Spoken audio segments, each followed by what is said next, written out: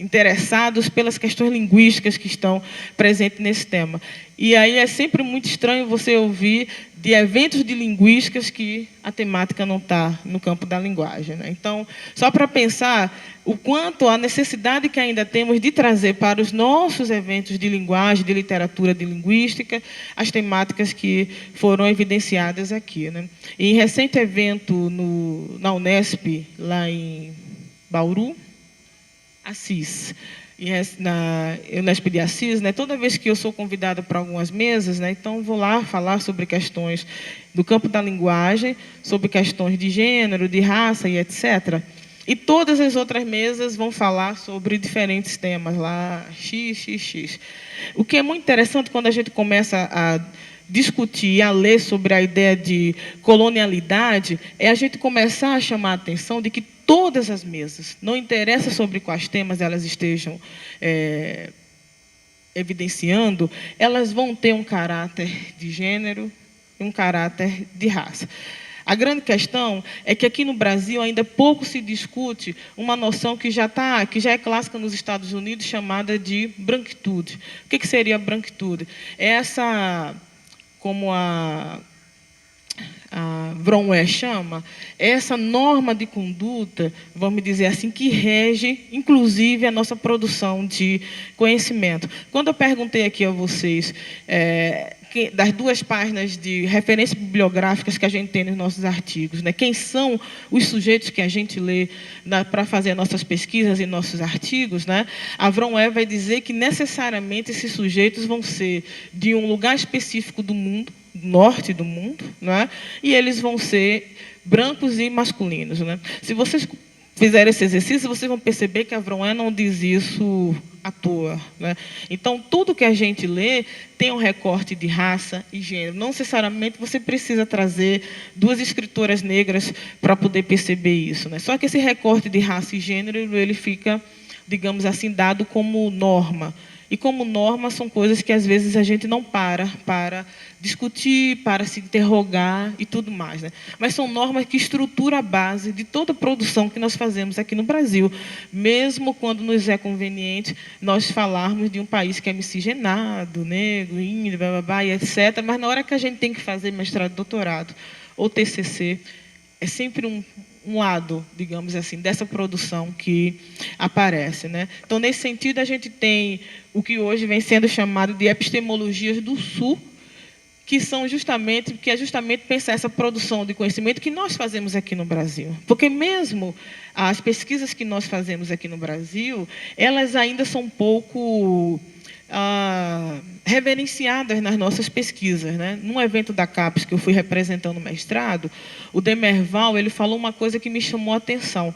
A gente tem essa preocupação com as revistas acadêmicas e etc., mas ele mostrou um dado que pouco a gente coloca nos nossos artigos o que é produzido nas revistas. A gente está sempre trazendo, né? Não é que não devamos trazer, é óbvio, né? Mas a gente está sempre trazendo as referências que vêm desse lado norte e esquece a produção que os mestrandos, doutorandos, que os professores fazem e que publicam nas revistas. Então, só para a gente entender que o que a gente está discutindo aqui, a gente especificamente está tratando das questões de África e sua diáspora, mas essas relações de colonialidade, vamos dizer assim, elas são mais profundas do que a gente imagina. Estão extremamente marcadas no nosso modo de fazer pesquisa, no nosso modo de fazer ciência, especificamente no imaginário que a gente tem sobre língua e literatura aqui no nosso país, tá?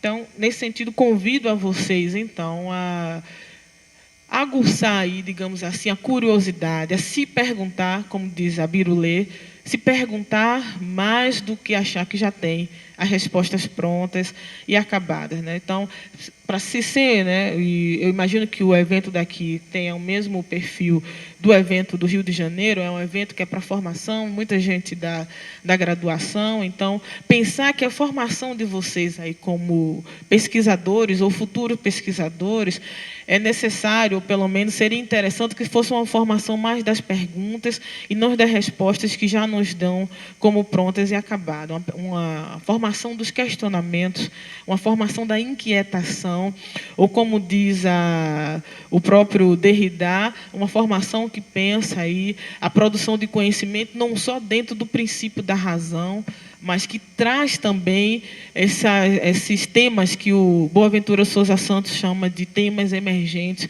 mas são emergentes da ciência, mas que convivem com nós aí, obviamente, desde a nossa formação como sujeitos brasileiros e, de uma forma geral, aí no ponto de vista ocidental, como sujeitos ocidentais que somos. Então, esse é o convite maior dessa mesa e a gente espera ter contribuído, de alguma forma, para o evento e para a formação de todos vocês. Muito obrigada.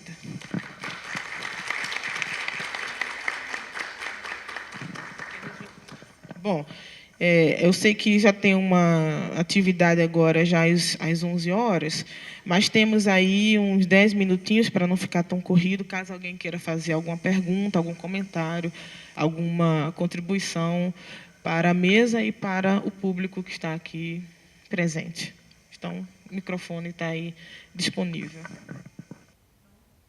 E não havendo nenhuma questão, nenhuma contribuição, a gente dá, então, não sei se o Pereira quer falar alguma coisa. Eu gostaria de agradecer ao grupo organizado pelo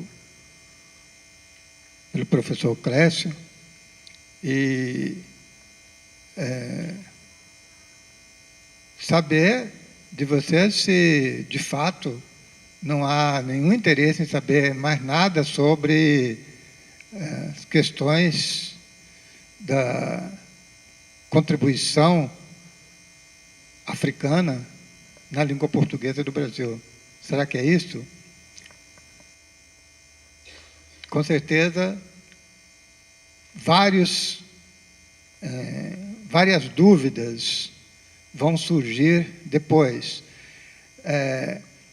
Ter dúvidas significa saber mais, porque você só duvida daquilo que você sabe, você não duvida daquilo que você não sabe.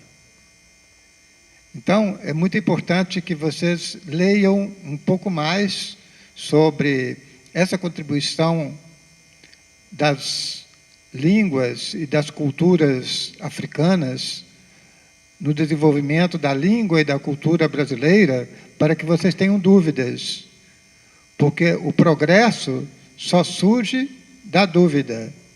Nós só podemos progredir no nosso conhecimento a partir do momento que nós duvidarmos, porque enquanto nós estivermos certos de que é aquilo mesmo, nós não vamos progredir em nada. Por isso, nós pedimos, inclusive, que sempre que possível apresentem questionamentos ao que nós estamos fazendo. Se vocês acharem que está bom, que não precisa de melhorar nada, é porque vocês estão muito mal em relação ao que nós estamos apresentando. Porque não há nada que seja tão bem feito que não possa apresentar nenhuma dúvida. Então, vamos ouvir um questionamento ou uma contribuição da professora Regiane. Bom dia a todos. A provocação do professor Pereira não me deixou quieta, então eu gostaria de me pronunciar.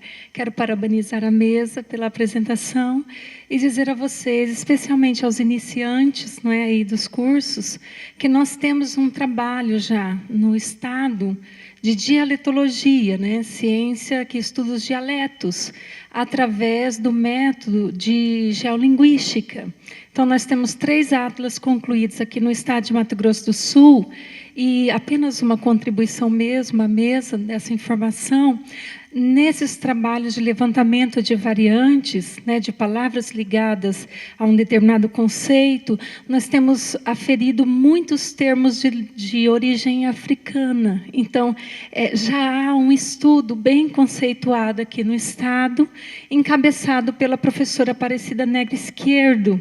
Então, nesses nossos estudos, há um levantamento considerável de termos da língua africana.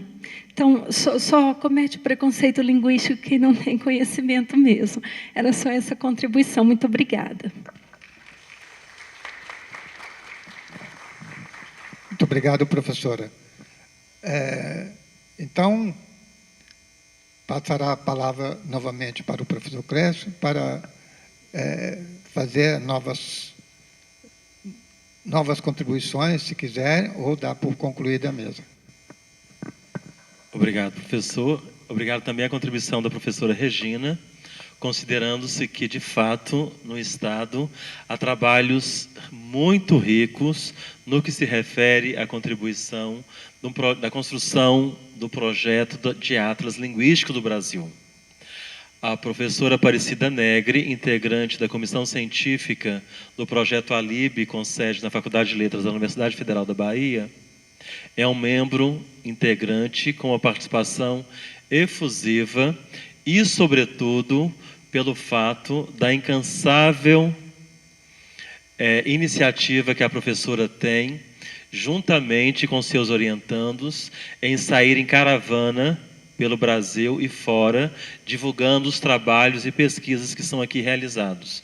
Já tive a oportunidade de me encontrar com ela em diversos eventos no país, em que ela sempre está com seus orientandos, seja da estadual ou da federal, e, sobretudo, também como professora visitante da Universidade Estadual de Londrina, divulgando os trabalhos e pesquisas que são realizadas como ponto linguístico do Estado de Mato Grosso do Sul. E é interessante observar que a geolinguística, sabemos muito bem, que é um método de pesquisa que, infelizmente, ainda não faz parte do cotidiano dos nossos alunos nas aulas de língua materna, no ensino médio e fundamental 2. A lacuna existente entre a nossa academia e as escolas ainda é muito grande. Nós, professores de língua portuguesa, ex-alunos do curso de letras, temos esse grande desafio: levar para dentro da sala de aula, sobretudo nas aulas de língua materna, aquilo que efetivamente fazemos, aquilo que efetivamente pesquisamos e discutimos nos cursos de letras. Os atlas quase sempre ficam empoeirados nas estantes das bibliotecas da academia. Quando muito, há um rodízio, são citados e pesquisados dentro da própria academia. Essa prática endógena sempre me incomodou. Eu estou citando geolinguística. Se formos passar para as áreas de sintaxe, morfologia, sociolinguística, pragmática, análise do discurso, o que efetivamente a academia tem contribuído para o ensino de língua materna no ensino fundamental 2 e ensino médio. Terminamos a mesa com este questionamento. Obrigado a todos pela presença e tenhamos um... Acho que alguém gostaria de se manifestar. Não, mas a mesa fica concluída. Eu só queria saber... Só queria lembrar uma coisa. A professora Aparecida, através de seus orientandos, vai apresentar uma série de trabalhos exemplares que motivarão vocês a utilizarem mais os atlas linguísticos. É muito interessante, e há muitos trabalhos nesse sentido há décadas, pegando, por exemplo, uma carta sobre, digamos, formiga. Não sei se o Atlas do Brasil tem, por exemplo, sobre insetos. Digamos, formiga. Como é chamada formiga nos vários lugares do Brasil? E como é, mesmo a própria palavra formiga, como ela é pronunciada na Bahia, no Rio de Janeiro, no Mato Grosso do Sul.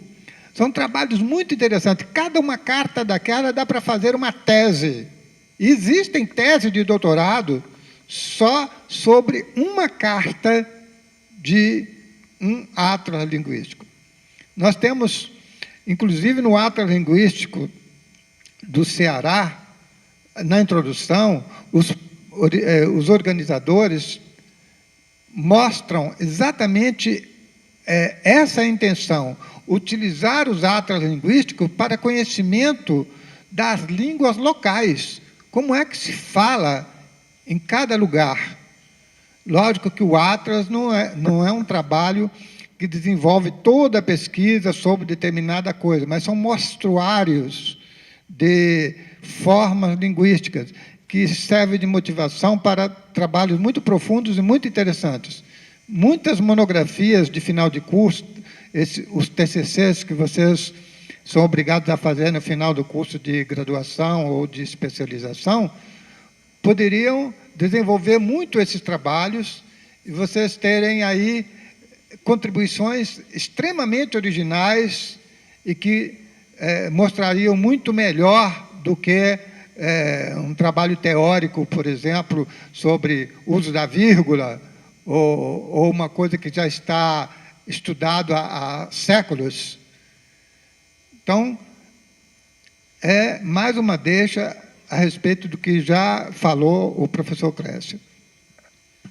Ainda pegando o gancho do professor Pereira, o grupo de pesquisa em dialetologia e sociogeolinguística da USP, que tenho a honra de ser membro fundador, e também o grupo de pesquisa em dialetologia e sociogeolinguística da Universidade Federal de Ouro Preto, tem se debruçado incansavelmente sobre as cartas dos atlas que são publicados no Brasil e transformado essas cartas em cartogramas, quando, na verdade, pega-se uma carta de um determinado atlas linguístico, faz-se a comparação dessa mesma carta em diversos atlas e passa a ser cartograma a partir do momento em que se debruça sobre uma pesquisa e análise histórica, filológica, linguística, discursiva, etc., etc.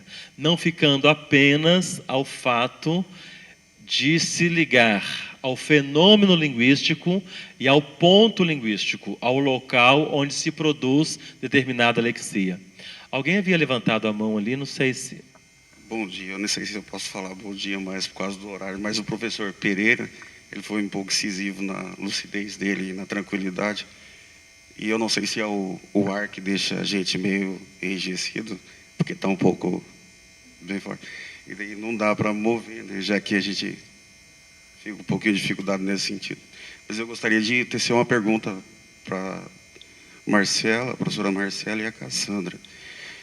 Tendo em vista, citando Homem Baba, Stuart Hall, a questão da diluição das entidades as identidades tradicionais e colocando a multiplicidade da identidade, isso não contribui para, de repente, minar, ou então contribui para que, na visão de vocês, para que haja uma diluição desse olhar para a mulher negra? Por outro lado, talvez, não no governo do Temer, mas a sugestão de não pôr mais a sugestão de mudar, de repente, a capa lá para não língua portuguesa, mas língua brasileira, né? Mas essa questão, né,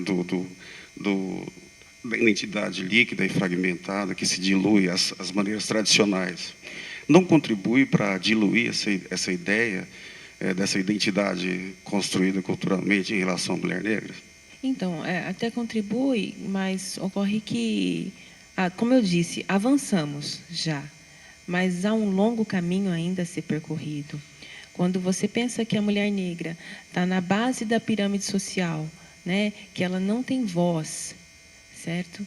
É uma situação bastante complicada, né, porque está tudo muito engendrado. O nosso racismo ele é estrutural, né? Eu não gosto de usar esse termo, mas ele é naturalizado, entendeu? Então, o racismo e o sexismo, né? Então, há um caminho muito longo ainda a ser percorrido, você entende? É complicadíssimo. A mulher negra, que nem como eu disse, Carolina Maria de Jesus, né? Nós não temos Carolina Maria de Jesus, nós não estudamos. Eu não estudei Carolina Maria de Jesus durante a minha graduação. Eu fui estudar e conhecer Carolina Maria de Jesus bem no finalzinho, e foi quando eu me interessei e fiz o mestrado e o doutorado, né? Que ela é uma escritora que ela era catadora de papel, né? Favelada, mulher negra, pobre e favelada, e que teve os seus relatos publicados em 1964, né? Virou diário, Quartos de Despejo. Ela tem uma frase que eu gosto muito. Ela diz assim: eu não entrei no mundo pela sala de visitas, eu entrei pelo quintal, né? Ou seja, eu entrei pela porta dos fundos. Então, Carolina Maria de Jesus, ela já também tratava dessa questão da opressão que a mulher negra vive, né? Então, é isso, né? O caminho é muito longo ainda, muito longo.